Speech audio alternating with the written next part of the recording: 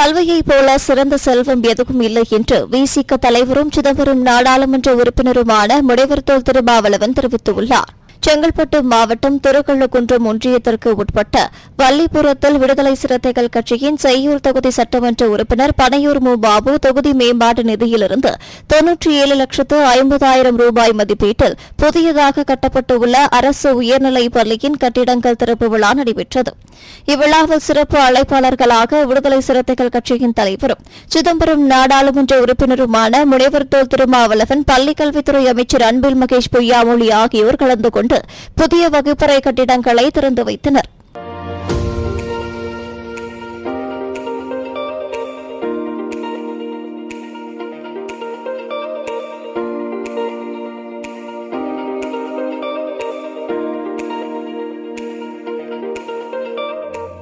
இந்நிகழ்ச்சியில் விடுதலை சிறுத்தைகள் கட்சியின் செய்யூர் தொகுதி சட்டமன்ற உறுப்பினர் பனையூர் மு. பாபு உள்ளிட்ட ஏராளமானோர் கலந்து கொண்டனர். பின்னர் இவ்விழாவில் விடுதலை சிறுத்தைகள் கட்சியின் தலைவரும் சிதம்பரம் நாடாளுமன்ற உறுப்பினருமான முனைவர் தொல் திருமாவளவன் கல்வியைப் போல சிறந்த செல்வம் எதுவும் இல்லை என்று தெரிவித்தார்.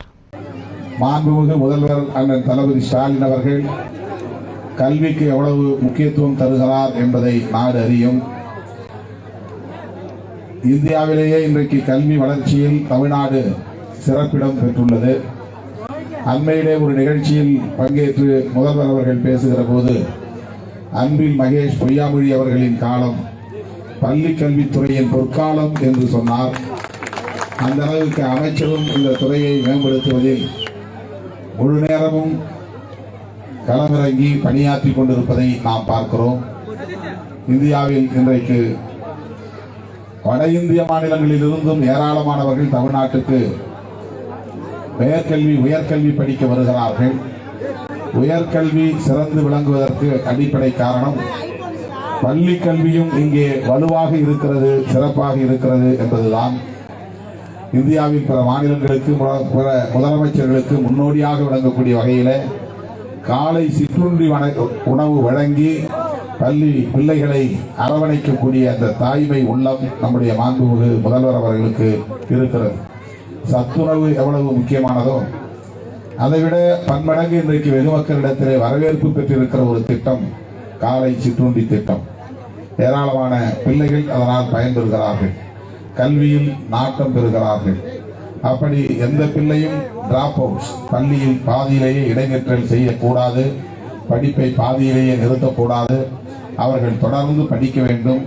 பள்ளி கல்வியிலே அவர்கள் வலுவாக இருந்தால்தான் உயர்கல்விக்கு செல்ல முடியும் என்பதால் பள்ளி கல்வியை வளர்த்தெடுப்பதிலே, வலுப்படுத்துவதிலே, அதை மேம்படுத்துவதிலே நம்முடைய மாண்புமிகு முதல்வர் அவர்களும் மாண்புமிகு அமைச்சர் அவர்களும் சிறப்பான கவனம் செலுத்தி வருவதை நாடு அறியும்.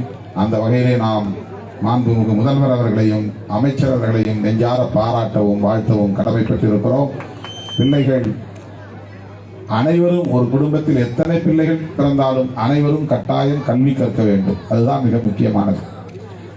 கல்வி ஒன்றுதான் நமக்கு பாதுகாப்பு, கல்வி ஒன்றுதான் நம்மை முழுமையாக விடுவிக்கும், கல்வி ஒன்றுதான் எவராலும் களவாட முடியாத பெருஞ்செல்வம், கல்வி ஒன்றுதான் தன்னம்பிக்கையை தரும், கல்வி ஒன்றுதான் துணிச்சலை தரும், கல்வி ஒன்றுதான் தற்சார்புடன் வாழக்கூடிய அந்த வாழ்க்கையை நமக்கு தரும். எனவே பிள்ளைகளுக்கு ஆடு மாடுகளை சேர்த்து வைக்கிறோம், நிலகுலங்களை சேர்த்து வைக்கிறோம், நகை நட்டுகளை சேர்த்து வைக்கிறோம் என்று பெற்றோர் அதிலே நாட்டம் செலுத்தாமல் என்ன கடன் வாங்கினாலும் எவ்வளவு செலவழித்தாலும் பிறக்கிற பிள்ளைகள் அனைவரையும் படிக்க வைக்க வேண்டும் என்பதிலே உறுதியாக இருக்க வேண்டும்.